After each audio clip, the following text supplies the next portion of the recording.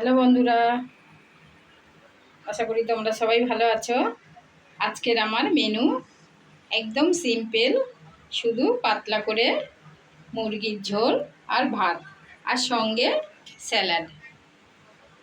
এবার আমি খাবো। দেখুন, পাতলা ঝোল কিন্তু দেখতে খুব সুন্দর হয়েছে।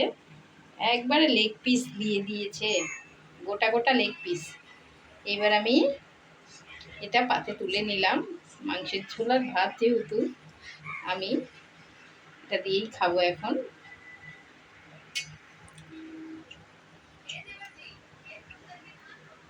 ও হো হো হো, লাল লাল ঝোল, একদম পাতলা লাল লাল ঝোল।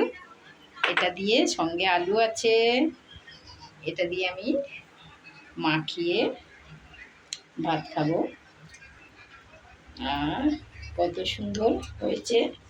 মাঝে মাঝে শুধু একটা তরকারির ঝোল দিয়ে খেতে ভালো লাগে। চিকেনের ঝোল যেহেতু খুবই ভালো। দেখুন কত সুন্দর দেখতে।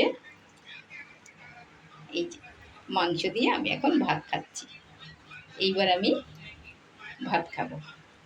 ভিডিওটা তোমাদের ভালো লাগলে সাবস্ক্রাইব করো। আমি খেয়ে নিলাম।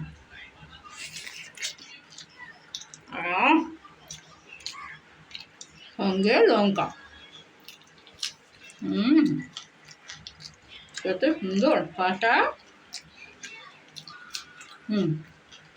পেঁয়াজ।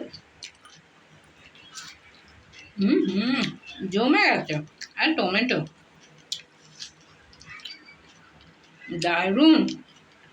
তোমরা মাঝের মধ্যে যদি ইচ্ছা করে না, এইভাবে বাড়িতে শুধু মুরগির ঝোল বানিয়ে খেয়ে দেখুন, হেভি টেস্টি। টাটা।